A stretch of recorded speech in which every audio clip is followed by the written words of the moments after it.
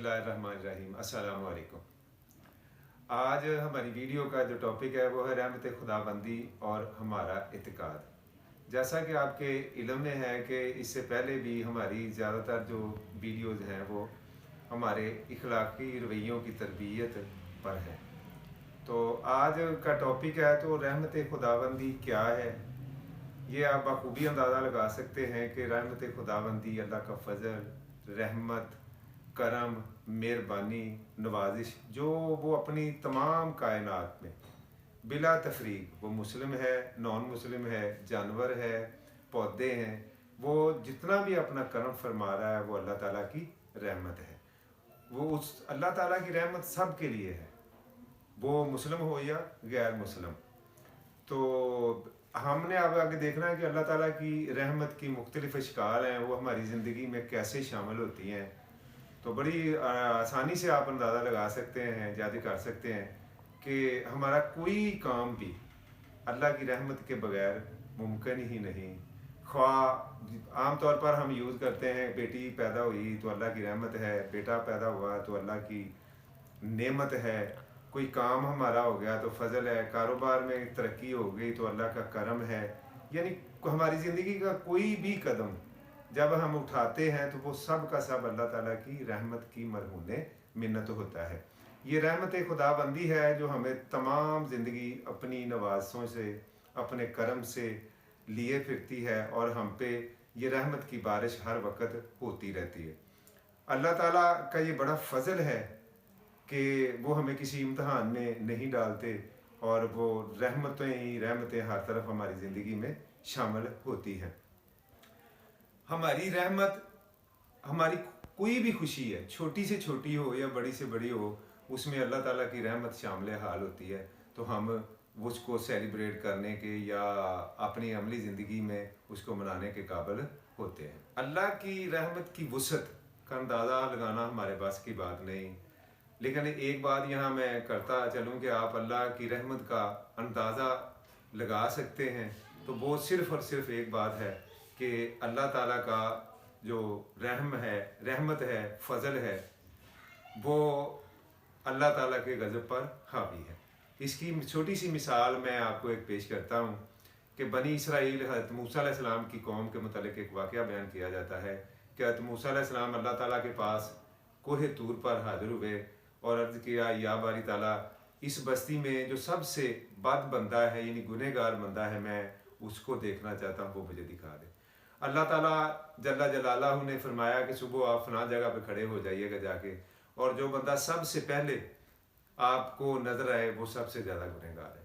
आप अलैहिस्सलाम वहाँ जाके खड़े हो गए और आपने देखा कि एक मछेरा था, उसने जाल अपने कंधे पे रखा हुआ था और उसका साथ एक छोटा सा बच्चा था, वो मछलियाँ पकड़ने के लिए जा रहा था। आप वापस आ गए, अल्लाह ताला के पास दोबारा हाजिर हुए तो फरमाया कि अल्लाह ताला, मैंने इस बस्ती का जो सबसे गुनहगार बंदा था वो तो देख लिया, लेकिन अब मैं ये देखना चाहता हूँ कि इस बस्ती का सबसे जो परहेजगार है, नेक बंदा है, जो ज़रा बरगज़ीदा बंदा है, अब मैं वो देखना चाहता हूँ।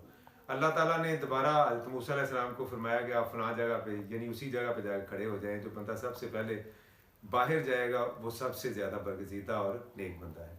हज़रत मूसा अलैहिस्सलाम उस जगह पे जाके दोबारा खड़े हो गए तो आपने वो बंदा आया तो वही बंदा था, यानी जो कल सबसे ज़्यादा गुनहगार था आज भी वही बंदा हज़रत मूसा अलैहिस्सलाम को मिला। हज़रत मूसा अलैहिस्सलाम बड़े हैरान हुए कि अल्लाह की ये क्या हिकमत है कि एक ही बंदा है, वो सबसे ज़्यादा, कल वो सबसे ज़्यादा गुनहगार था और आज वो सबसे ज़्यादा परहेजगार और नेक हो गया है। हज़रत मूसा अलैहिस्सलाम दोबारा अल्लाह पाक के पास हाजिर हुए और अर्ज़ की कि मालिक, तेरी ये हिकमत मेरी समझ में नहीं आई कि कल वो बंदा सबसे ज़्यादा गुनहगार था और आज सबसे ज़्यादा परहेजगार है। तो अल्लाह ताला ने फरमाया कि कल वाकई वो सबसे गुनहगार था, जब वो गया तो उसके साथ उसका बच्चा था। तो जब वो समंदर पे गया, साहिल पे खड़ा हुआ तो बच्चे ने पहली दफ़ा समंदर को देखा तो वो उसको दूसरा किनारा नज़र नहीं आया। तो उसने अपने वालिद से पूछा कि ये समंदर कितना बड़ा है। उसने कहा कि ये बहुत बड़ा है। उसने फिर पूछा कि कितना को बड़ा है। उसने मछेरे ने अपने बच्चे से कहा ये बहुत ही बड़ा है। तो तीसरा सवाल बच्चे ने ये किया कि क्या इससे कोई बड़ी चीज़ भी है। तो मछेरे ने दानिस्ता नहीं वैसे ही सवाल का जवाब दिया कि अल्लाह की रहमत इस समंदर से सब बड़ी है, इस समंदर से भी अल्लाह की रहमत बड़ी है। तो अल्लाह ताला को ये बात उसमें छेड़े की जो उसने जानबूझ के नहीं कही थी, वैसे ही उससे अदा हुई, तो अल्लाह ताला ने उसको माफ़ कर दिया और वो सबसे बरगज़ीदा बंदा बन गया। यहाँ मैं एक किताब में एक वाक़या और पढ़ा था, वो भी रहमत खुदाबंदी के मुतालिक था, वो भी आपको अर्ज़ करता चलूँ। वो भी मछेरों के मुतालिक ही है कि वो ना इधर किसी मुल्क का साहिल का बता रहे थे कि जब मछेरे साहिल समंदर पर जाते हैं तो वो एक दुआ करते हैं। ये दुआ क्या है वो करते, ये दुआ करते हैं कि ऐ मालिक, हमारी कश्तियाँ बहुत छोटी हैं और तेरा समंदर बहुत बड़ा है। जब तेरा इतना बड़ा समंदर है तो हमारी छोटी कश्ती की तो कोई हैसियत ही नहीं है, तो हम तेरे नाम से ये कश्तियाँ जो है ना ये बड़े समंदर में डालते हैं, तो वो सारा दिन मछलियाँ पकड़ते हैं और शाम को उसी नाम की बरकत से वो वापस आ जाते हैं।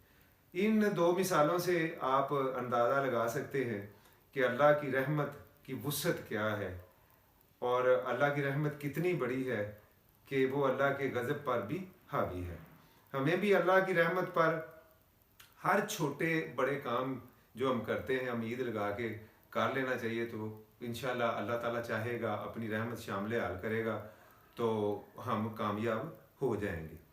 अल्लाह पर तवक्कुल, अल्लाह पर भरोसा भी हमारा सबसे पहला फ़र्ज़ है। और यहाँ मैं एक बात और आपको बताता चलूँ कि जिस तरह का एतकाद, जिस तरह का भरोसा आप अल्लाह ताला की ज़ात के साथ जोड़ते हो, अल्लाह ताला उसी तरह हो के आपको वो अनायात, वो नवाज़ें, वो अनाम अता करता है, तो और आपकी ज़िंदगी जो है ना वो बन जाती है। तो लिहाजा बीइंग अ मुस्लिम हमारा ये हक बनता है, फ़र्ज़ है हमारा कि हम अल्लाह ताला इस दुनिया में भी जितने भी हमारे काम हैं वो अल्लाह की रहमत के सहारे लगा के करें। और अगर हम ये सहारा ढूंढ लेंगे अल्लाह की रहमत का तो इस दुनिया में भी कामयाब हो जाएंगे और आने वाली दुनिया जो है वो भी अल्लाह के फजल, करम, रहमत और मेहरबानी से हमारे जो बेड़ा है ना वो पार हो जाएगा। हमारी कश्तियाँ बहुत छोटी हैं, अल्लाह ताला की रहमत का समंदर बहुत बड़ा है। तो अगर यही इत्तेकाद करके आप अल्लाह की रहमत पे आस लगा लें तो इंशाल्लाह कामयाब हो जाएंगे। वो एक नात का शेर है कि बरसता नहीं देख कर अब्र रहमत, इन कम्मों पे बरसा दे बरसाने वाले। अस्सलाम वालेकुम, मिलते हैं अगली वीडियो में।